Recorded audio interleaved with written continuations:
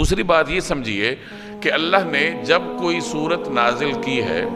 تو سورت کے آغاز میں عام طور پر بسم اللہ الرحمن الرحیم الگ سے نازل ہوتی تھی، بسم اللہ نازل ہوتی تھی، اور اس سے یہ معلوم ہوتا تھا کہ اب پچھلی سورت کا اختتام ہو چکا ہے اور اگلی سورت نئی سورت ہے۔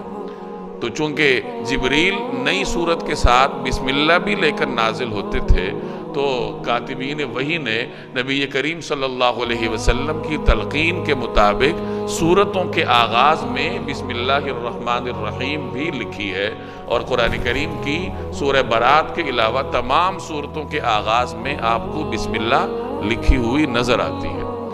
البتہ جب سورہ برات نازل ہوئی تو روایات کے مطابق اس کے ساتھ بسم اللہ نازل نہیں ہوئی،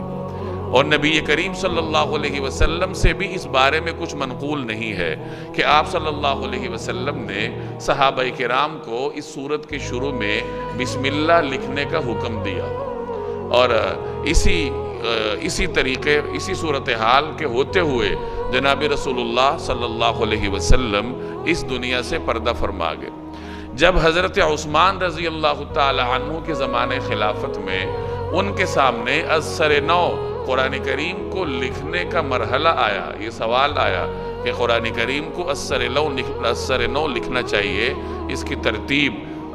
جس طریقے سے صحابہ کو یاد ہے اور جس طریقے سے مختلف صحابہ کے پاس لکھا ہوا قرآن کریم موجود ہے، حضرت عمر نے بھی، حضرت ابو بکر نے بھی اپنے زمانے میں ایک نسخہ تحریر کروایا تھا، تو اب اسی طریقہ کار کے مطابق از سر نو حضرت عثمان رضی اللہ تعالی عنہ نے کچھ مصلحتوں کے پیش نظر قرآن کریم لکھوایا۔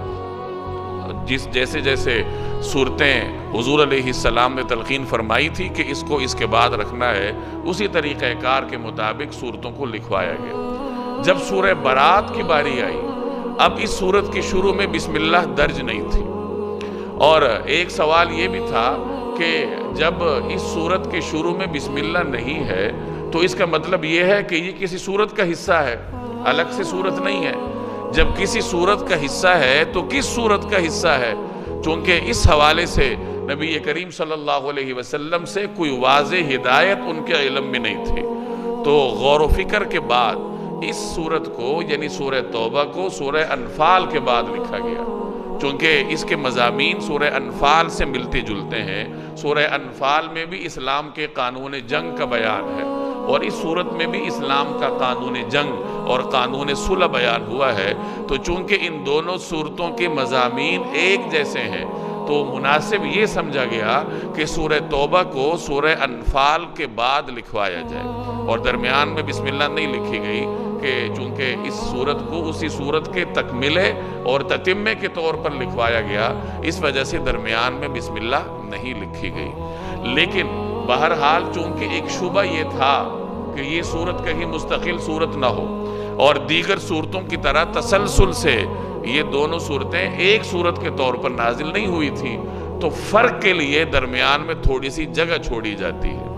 تو اس وجہ سے سورہ انفال اور سورہ توبہ کو اس طریقے سے لکھا جاتا ہے کہ سورہ انفال کے اختتام کے بعد تھوڑی سی جگہ چھوڑ کر آگے پھر براءۃ من اللہ ورسولہ سے آغاز کیا جاتا ہے، اور درمیان میں بسم اللہ نہیں لکھی جاتی۔ اس سے دونوں پہلوؤں کی رعایت ہو جاتی ہے۔